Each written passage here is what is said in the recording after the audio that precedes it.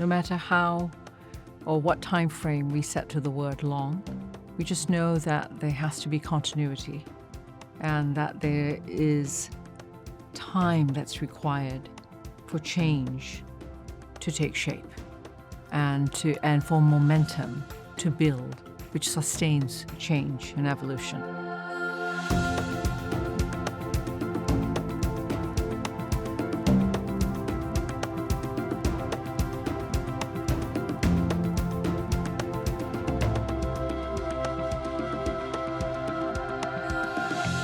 Hello, and welcome to Transcending Boundaries. I'm Anne Cotton, and today I have the honour to interview Reeta Roy, the President and CEO of the Mastercard Foundation. This episode is a special moment. Over the course of this journey, we've had the privilege of hearing unfiltered, deeply personal stories from remarkable leaders whose work has left a profound impact on societies around the world. Their insights, struggles and triumphs have reminded us that true leadership is about breaking barriers, daring to dream big and creating lasting change. Reeta Roy's leadership embodies all of these ambitions. She has dedicated her career to transforming lives through education, economic inclusion and global health. Her work is nothing short of revolutionary. She has mobilized one of the most ambitious philanthropic efforts in Africa and in Canada. Reeta has led the Mastercard Foundation with vision, humility, and an unshakable belief in the power of collaboration. Under her leadership, millions of young people across Africa now have dignified and fulfilling employment. In Canada, the foundation also enables meaningful work for young people from Indigenous communities. Through its partners, the Foundation's programs have equipped more than 55 million young people with work-enabling skills and tools. These programs have supported close to 19 million entrepreneurs and enabled close to 15 million young people to access work. It has committed more than $10 billion to its programs in Africa and Canada. From the outset, Reeta has demonstrated her willingness to make bold choices. By focusing the Foundation's work in Africa, she spent time learning from African entrepreneurs, educators, young people and communities. And her hands-on approach forged many long-term partnerships. She has elevated the views and agency of young people who are most often excluded from education and financial services. Their input has shaped the design of many of the Foundation's programs, and her powerful advocacy and thought leadership elevates the voices of young people and continues to influence the perspective of development institutions. And to ensure Africa received its share of global vaccines during the COVID-19 pandemic, Reeta and her team led an unprecedented $1.5 billion program with the Africa Centers for Disease Control and Prevention.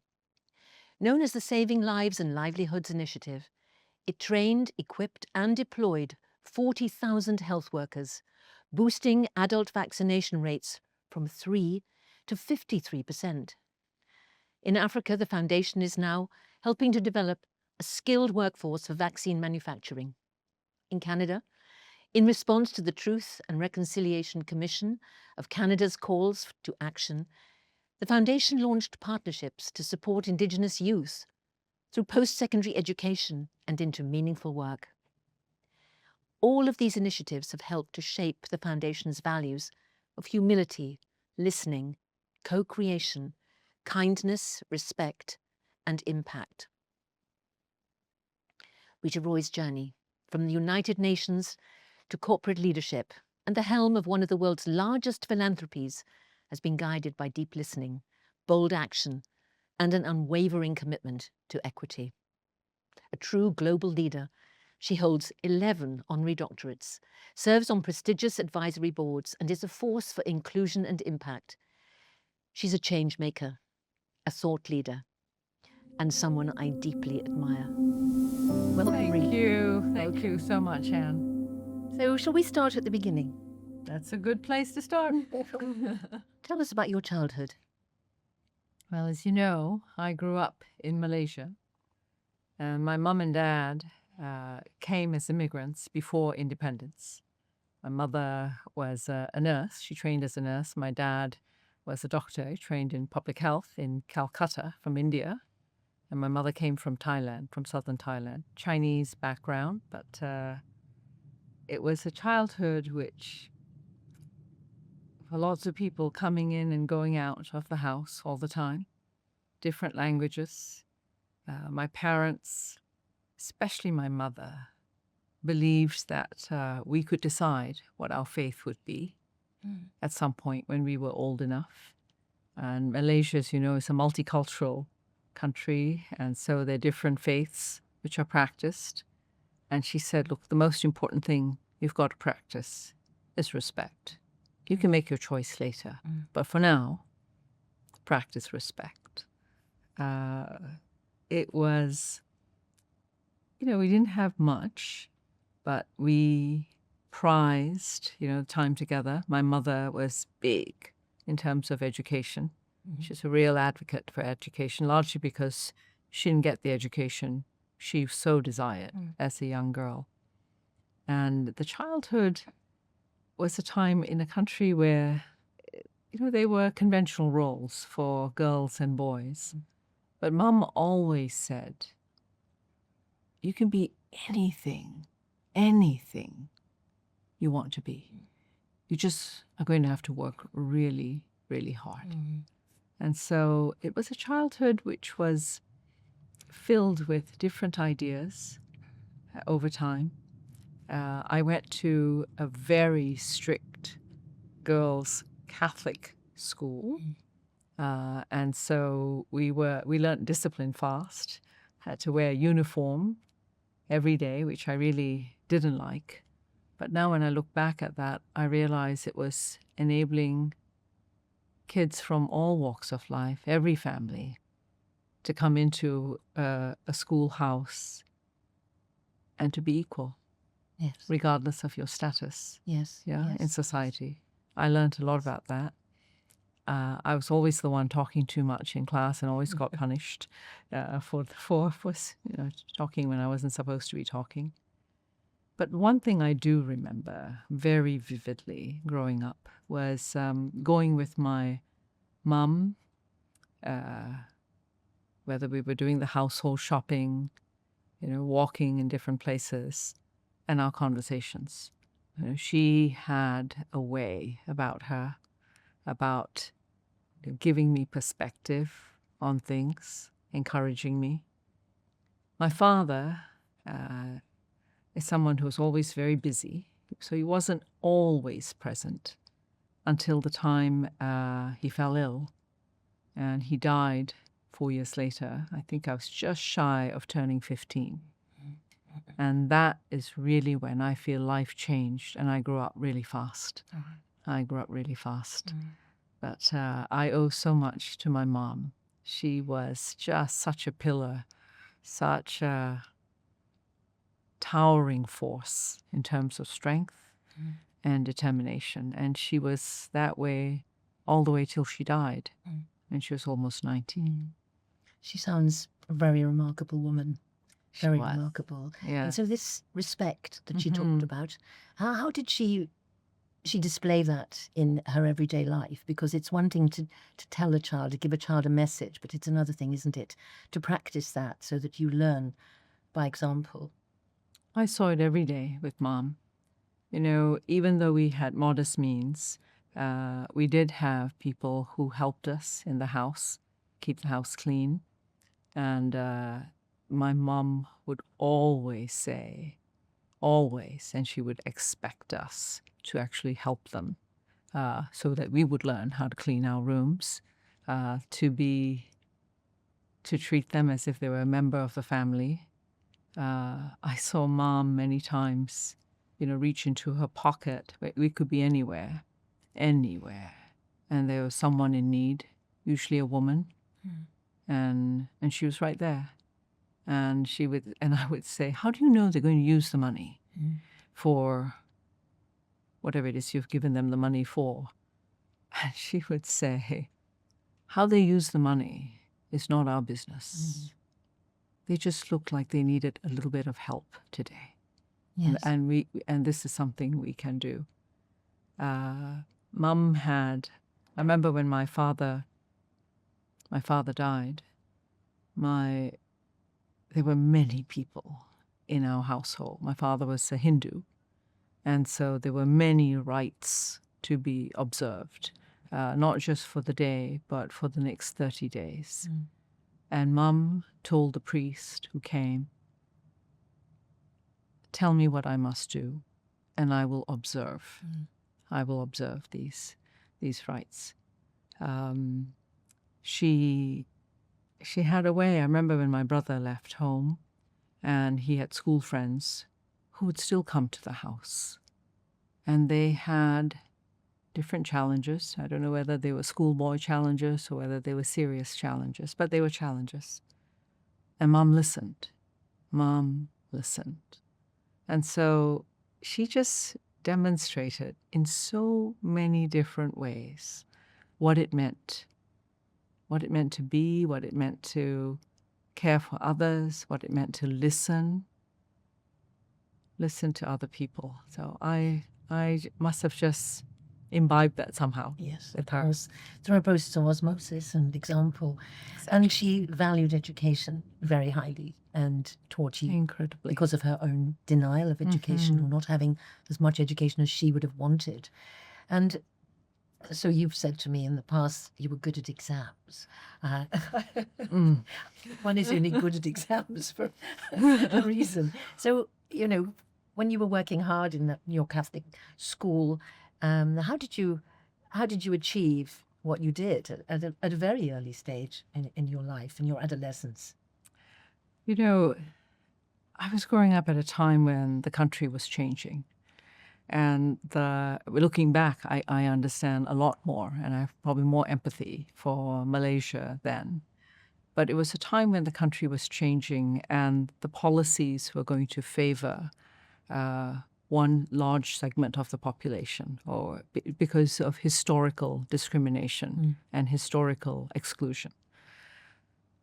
In the country, though, growing up, I was considered not just a minority, but a double minority, because I came from a multiracial household. I couldn't tick the box that I was one group or another. I had to tick a box which said other. And that meant the opportunities to go to school, opportunities for scholarships, opportunities to go to university were limited, that the competition would be all that more fierce for the fewer seats in school that were allocated. And so I knew, and my mother knew, that I wouldn't stay forever in Malaysia. And she wanted me to have an education somewhere else, outside the country. And so as a result, I would remember, studying obviously during the day, but at night, studying the same subjects, but in English. I still remember Mum providing me coffee at 8 or 9 o'clock at night, a cup of coffee, so I could keep going on my studies. And when I had that opportunity to come to the United States to live with a family for my last 2 years of high school, I remember my mum saying, this first step I can pay for. I can pay for the ticket to leave. I can pay for some of your pocket money. But after that, you're going to have to find your way. And you're going to have to work hard. You're going to have to grow up fast. So when I think back that my first scholarship was my mum's scholarship.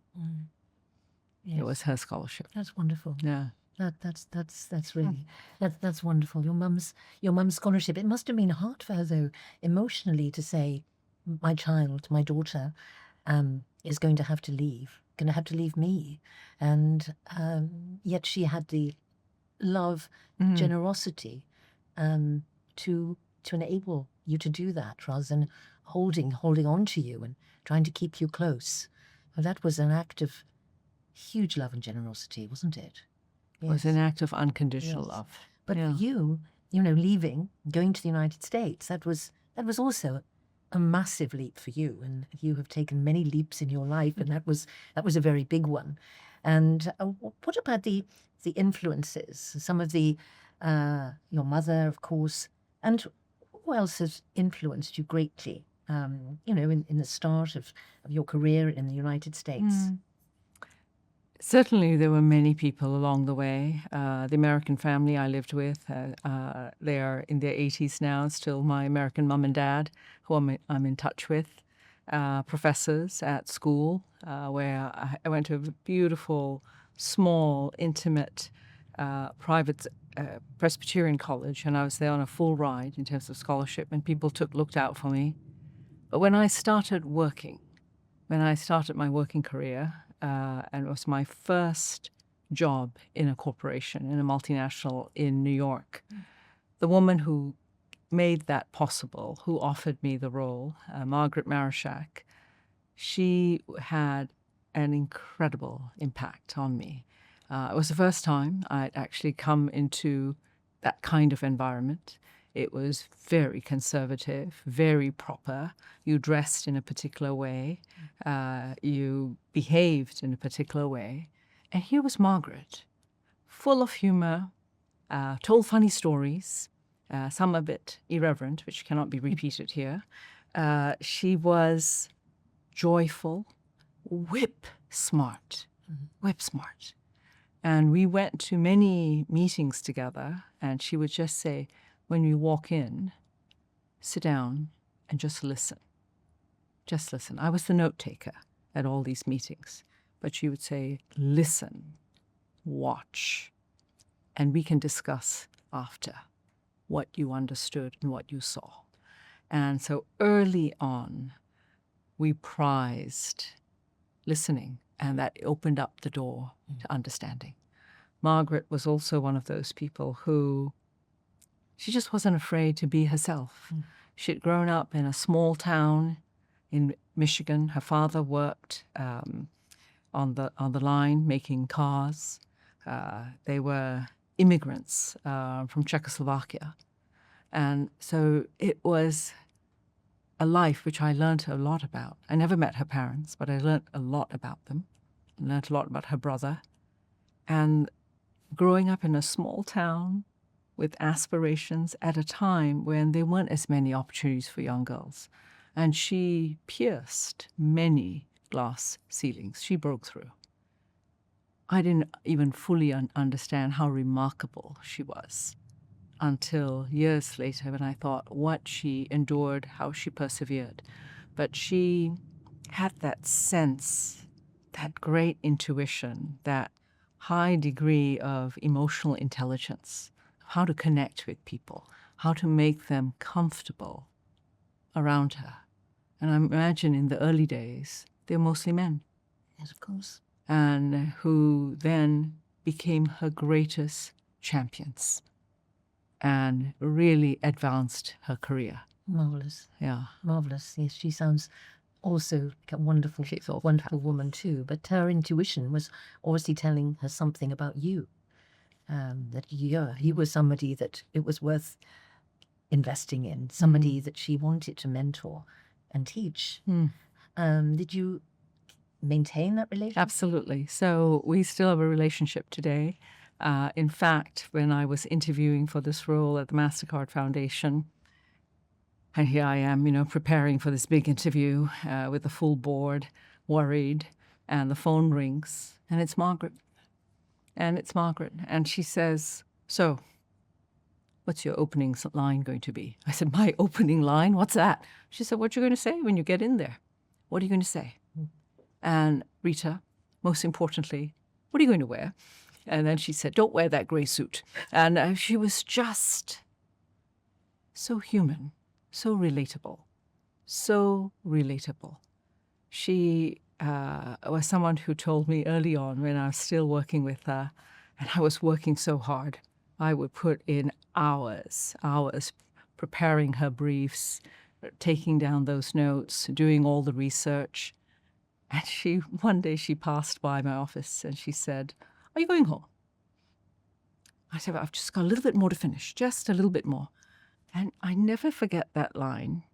And she said, "Reeta, I'm going to tell you something, and please take it as I intended.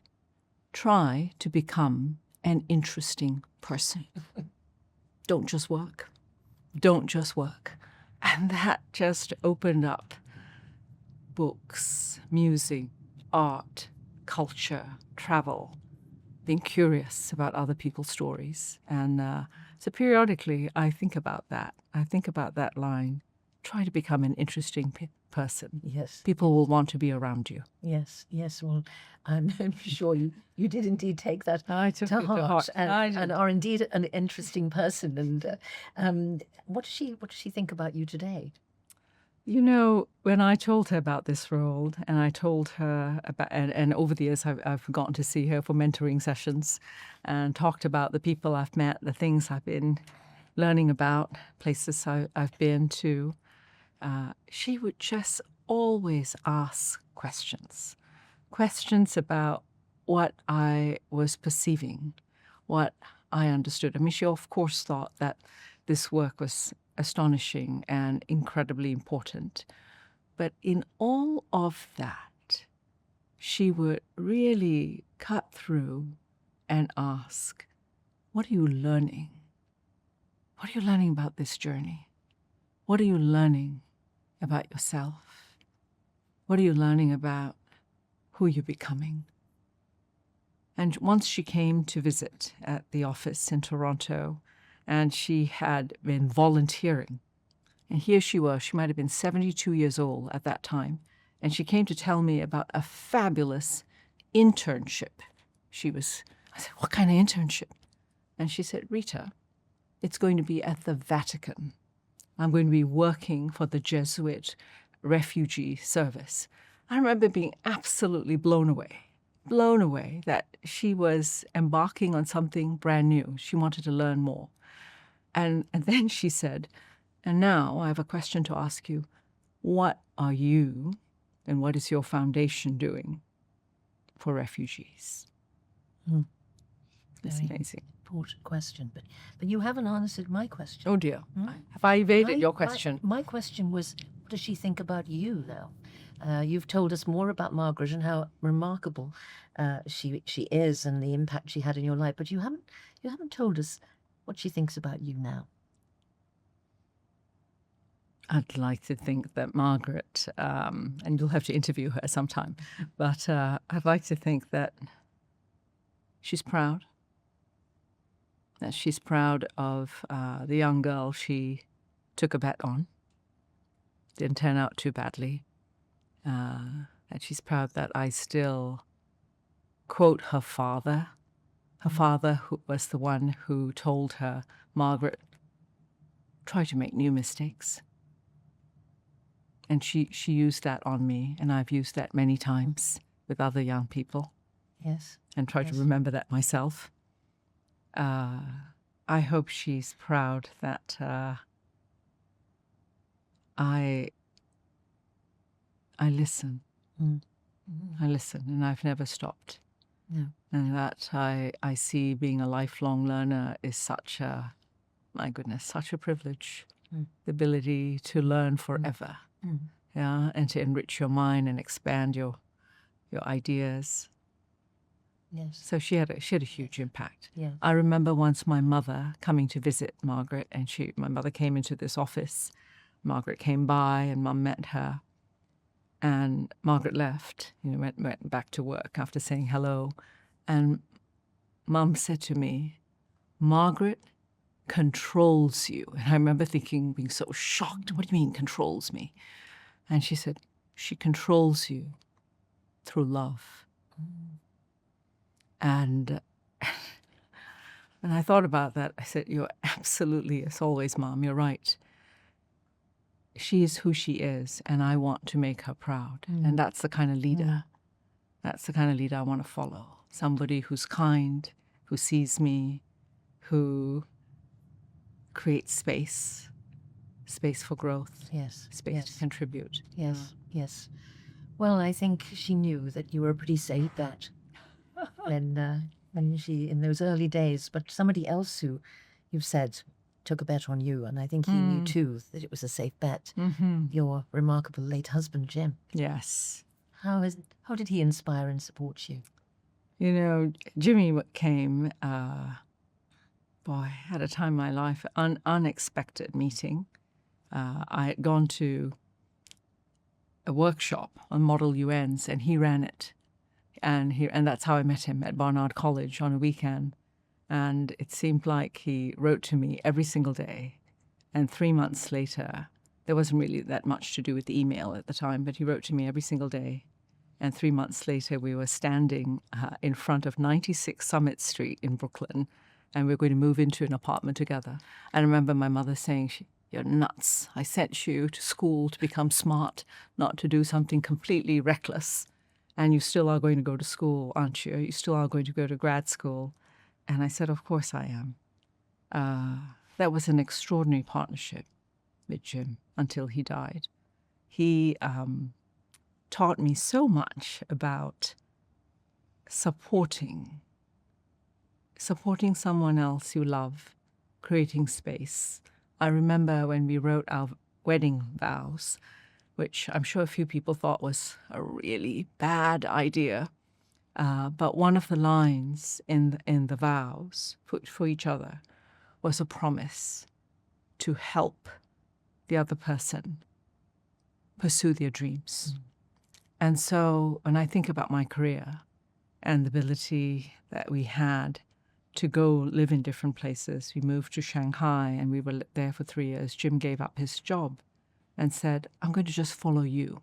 I'll do something else. I'll reinvent myself," which he did. And we struck out, in a big way. But that was what it was all about. Yes. And when I think about the biggest gift is he really taught me how to love people.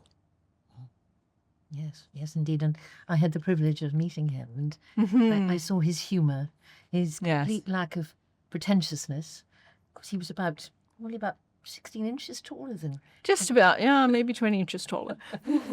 And of course he was Irish and Irish-American. And you've stayed in close touch with his Irish family. Well, what is it about the Irish and Ireland that you love? Oh my gosh, I remember my first visit to Ireland in, it might have been 1997 or 98, and we went to Cavan, County Cavan, which is where the Muldoons hailed from, to King's Court, and we met his uncles, or granduncles rather, his granduncles. And I remember the hospitality, just a modest home, but the hospitality. There were 4 kinds of potato dishes, lots of sandwiches, and huge amount of laughter and storytelling. And I loved the way they just took me in right away. They opened the door, and it was as if I walked straight into an embrace. There were stories, and Jim was a big one for organizing the reunions across different continents. And whenever the Muldoons came from Ireland, whenever they came to visit or when they came for these reunions, there'd be a lot of song, a lot of singing. We did one reunion together with a branch of the family that had moved to New Zealand.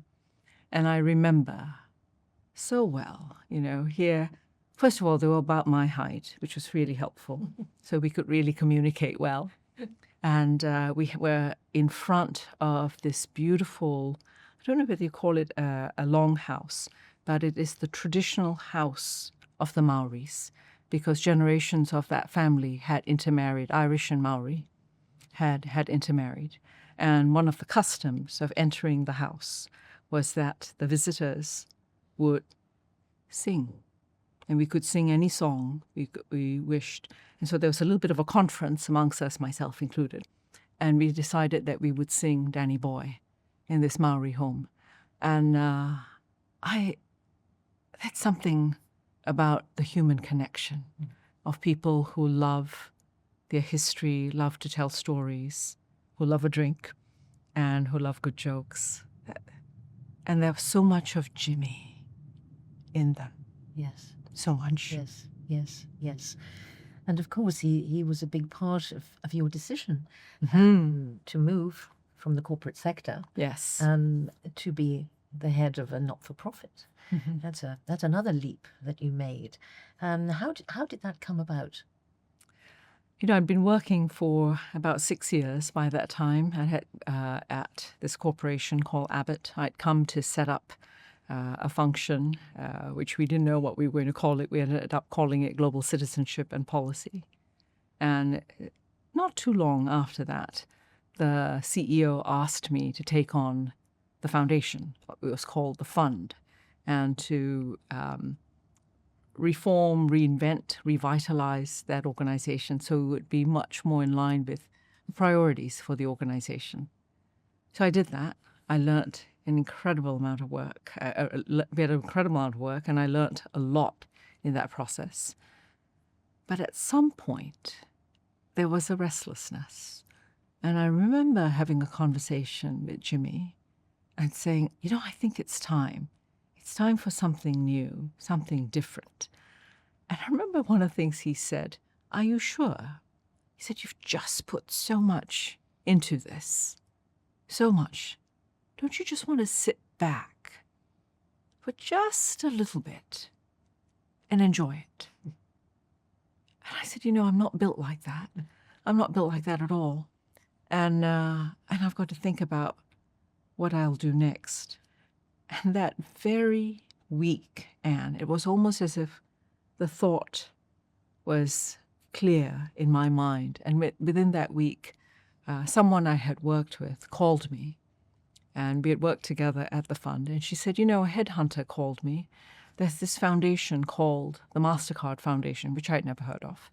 And they're looking for a CEO. Can I give your name? And so, of course, I went home and I reported to Jim. And he said, it's a good as any chance for you to start interviewing again. You haven't interviewed before for a long time. Why don't you say yes? And I did. And one thing led to the other. And I was fortunate enough to be offered the role. I think they were very fortunate. And of course, the foundation then, maybe you hadn't heard of them because it was a very different Yes. foundation it is now. Of course, it was started with a 500 million gift of shares, and your capacity to spend the amount of money you had to spend, that sounds like quite a lot, but nothing compared to today, where there's a $50 billion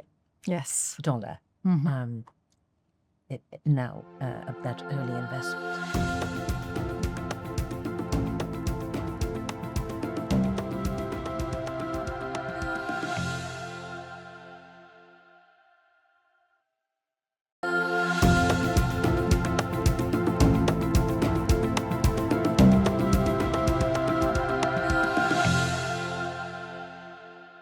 The foundation you joined and the foundation as it exists now are very different. And it's quite unusual, I think, for people to stay on that journey, to be able to stay on the journey. You have not only evolved the organization, but you must have evolved yourself. What are some of the challenges you've faced in growing it? In the early days, and I didn't think it was that simple either, but in the early days, clearly in retrospect, it was simpler. We were a smaller organization. We had more modest goals in terms of how much we had to disperse, partnerships we had to form. But with each year passing and the asset growing, it gave us license to imagine what kind of impact we could create and what kind of impact we could enable working with other organizations. And so I would say that at every turn, it was about learning anew, meeting different people, different ideas. And there were many partners who we started with who also grew with us. And so when I think about it, I'd like to think that I grew with the foundation, even as the foundation was growing with the times and we were growing with many partners. And I look back at that journey, it all comes down to being willing to listen, willing to learn, to challenge yourself and to surround yourself with the right sets of people. People who joined us as employees or people who joined us as partners on this journey. And of course, you have almost 600 Yes. members of staff now. And yet it seems that the culture that you began, you built from the outset, that has remained solid. That hasn't changed. The values have remained consistent. And that's very hard to do. From moving from an organization, a foundation that has 10 members of staff to almost 600, to keep those values. How have you done that? And what are these values that are so important to you and to the foundation? Well, I'll start by saying that the values, we didn't start out by stating these are going to be our values. We began our work. And 3-4 years into this journey, we took stock of how we were doing. We were getting a lot of feedback from partners. And sometimes they would say, you work in a very different way, or it's a very unusual, distinct experience working with the Mastercard Foundation. And we would ask how. And they would say things like, you actually listen to us. You pay attention when we provide feedback. You don't tell us what to do, but you collaborate and we co-design together. And so it was those early years where as employees, maybe there were about 50 of us at that time, where we said it's time to write down these values so that others joining us later on will know what's important to us. Yes. And so those values of humility, of listening, co-creation, kindness and respect, and impact came from the journey, came from within, but it came from feedback working with our partners. And the values, I hope, will continue to always guide the foundation. You know, in terms of scaling these values or somehow finding ways to impart values, I think it's very difficult to do it just by exhorting others. They have to experience it themselves. But most importantly, they have to already have an affinity with this way of working. And so when you look across the foundation and you look across the people who are there, they come from all walks of life, all sectors. Many of them have also walked the journey of young people. Many of them, like myself, have been beneficiaries of scholarships, someone else's generosity, have experienced a fast growing up. And so somehow through all of this, there's a connection. There's a connection to what this work is all about, its purpose, the mission, and also the way we wish to work with each other. And I think you can only scale, if that's the right term even, scale that experience or that understanding of the values through people, through others who already embody that spirit. Yes. Well, I can certainly endorse that sense that you are different because what organizations and partners were telling you, because that was my experience when I first met you in that very unprepossessing cafe. New York City, very dark, I remember. Very dark. But it felt so alive. And what struck me was your hunger to understand, your deep curiosity and your ability to listen, that you've spoken about the importance of listening. I think you bring a quality of listening that's different. I think you listen in a deep way, not just to what is being said, but how it is being said, who is being chosen to say it, all manner of things that you listen to. And that's reflected in the language you use. You know, you use different language. You use language, respect and kindness. Like Margaret, you're not afraid to use the word love. And that difference is very marked. So what do you think the impact has been on young people in particular of you behaving in that way? Because you get close. You get close to people. You enjoy getting close to people. Wow. Well, I hope several things happen. I hope that the foundation, I hope that when I engage with people, create an environment where they feel comfortable just being themselves, that they know that they have stories within them that I'd like to hear, others would like to hear, that they are empowered in some fashion to speak, to share, to communicate, to express a worldview, to instruct even. Organizations like ourselves, which need to take some instruction about what's real and what matters to them.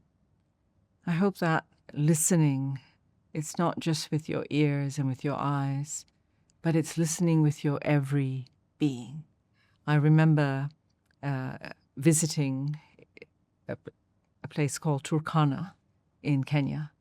I'd gone to visit a cohort of young people who were on scholarship funded by the foundation. It was a program called Wings to Fly. And in this part of the country, it was arid. The landscape looked almost inhospitable to vegetation. And I was in a village meeting a young man whose name was William, and he led me to a tree. And he said, "This is my bedroom. This is where I do my homework. And this is where I teach Sunday school." And just standing under this tree, listening to him, I could just see kids around him for Sunday school.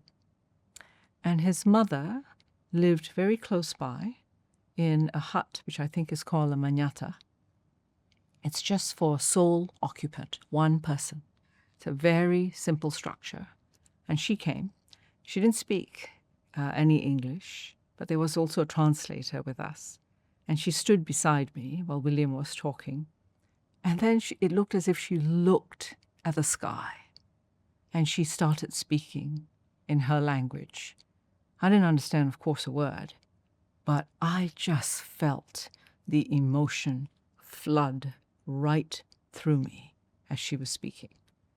Then, by the time the translator, the interpreter caught up, she said, "William's mother is asking," or she's really saying, I don't know who it is who is helping my son, but whoever you are, you're part of my family." And somehow, even before that translation, that emotion, that power of that connection was palpable. And so when I think about listening, it's with all your senses ready, present, and focused. That is wonderful, that the feeling and the poetry in what she said. Yes. And the tribute in what she said to you and the foundation. And you were able to close that space, if you like, to cross the bridge, to enable her to speak and to listen.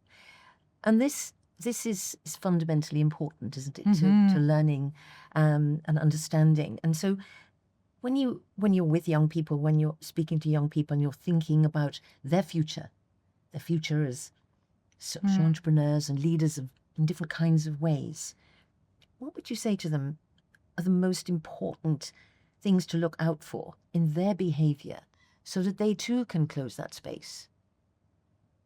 That's a powerful question. I think one of the first things which would be important, I'd want to find a way to convey, is for young people to take the time through many, many experiences, through friendships, through their families, and when they leave home, to discover who they are and to discover what it is that's important to them. That's important to them, to discover what they care about. Because that's a source of knowing who you are. So that's number one. Second is to thrive and have a thirst for learning.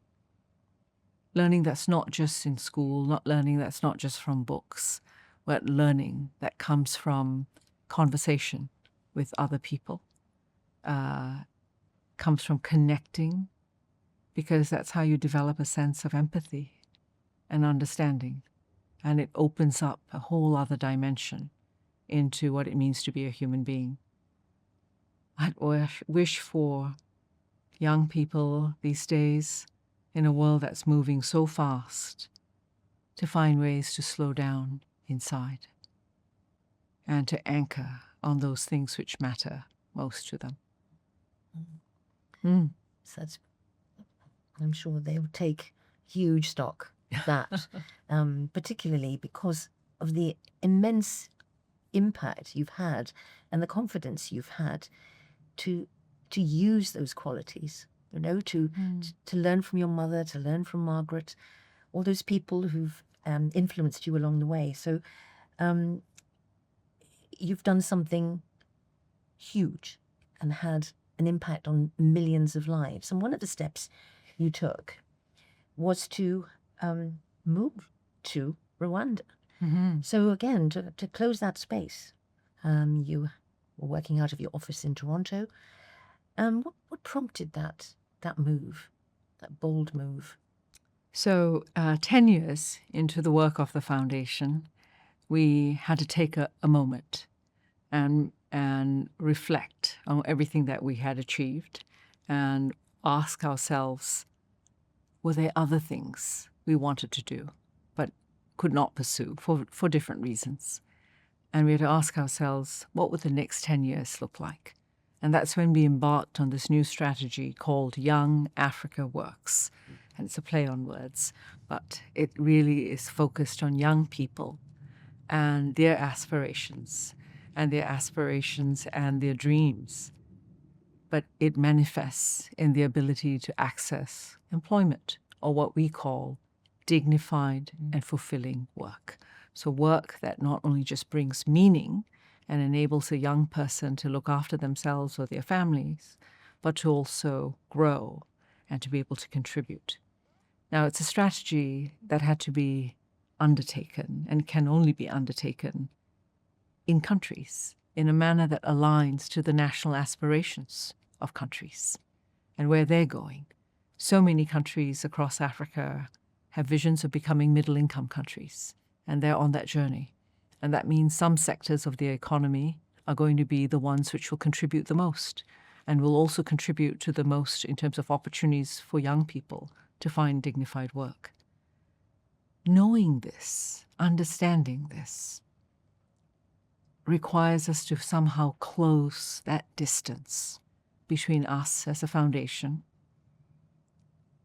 and young people and those opportunities and where those countries are headed. And so we took the decision to set up offices across Africa in the countries where we were going to be working, so that we could be close to our partners, close to young people, but most importantly, to become part of community so that we could have more understanding, a deeper understanding, a different sense of what's possible and who to work with. And we set for ourselves a goal of working with many, many African organizations led by young people. It's impossible to know any of this if you're thousands of miles away. And so when we made that decision, we just thought it was the absolute right thing to do. It's the right way to pursue this strategy. And so it felt incredibly natural to also move and to be there. And I feel so grateful to be in Rwanda, grateful that I was welcomed, grateful to have found a community of women who basically took me in. 3 women took me in, and now I have 90 friends because of it's their families, it's their extended families, it's their communities.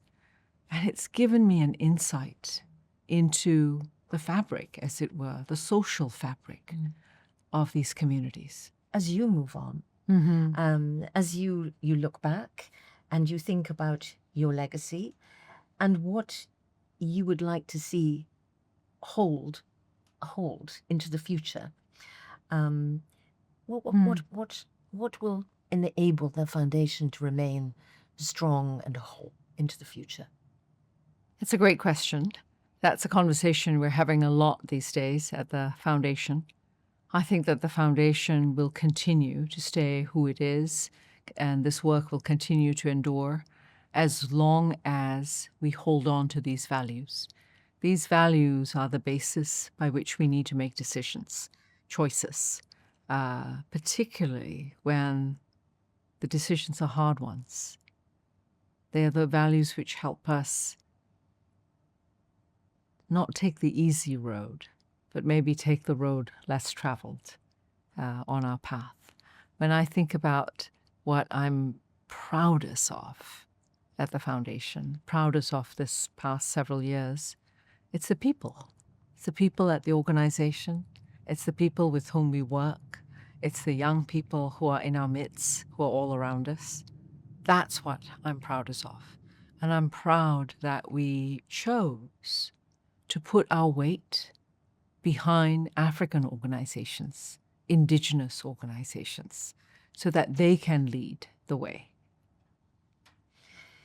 And, your modesty is legendary. And I think everyone watching and listening will have seen that modesty which is in you. Perhaps there isn't actually a real word in English to describe it. It's the humility in the face of the challenge, but the personal modesty in not taking credit. But just for a few moments, can you abandon your modesty and just own some of that success? You've talked about people, the other people you're most proud of. What could you say? What would you like to say to those people who've really supported you on this journey that you're most proud of what you've done? First of all, I want to say thank you. Thank you. Thank you for the opportunity. Thank you for teaching me. Thank you for schooling me. I want to say thank you. I think the thing I'm proudest of, I'm not even sure if the word proudest of is the right word. Yes. But the thing that gives me peace and joy is that I'm still who I am through all of this. And that if my mum were here, she wouldn't be on my case this time. She would be pleased that I essentially am the same girl who left home so many years ago. That same girl who worked very hard, who took the leap Yes. to the United States, who took the leap from the corporate world into a foundation, who took the leap to move to Rwanda, center the work in Africa, who took the leap listening to a radio program to support Canada's vision for Indigenous communities. She would be immensely proud Thank you, of Anne. who you are, because the authenticity is there. There is, I think, no separation in you between your personal and your professional life. The values that you bring to your personal life are the same as those values you bring to your professional life. And I think everybody watching and listening will have seen that, and I hope taken strong lessons from you, particularly young people as they face their futures and careers.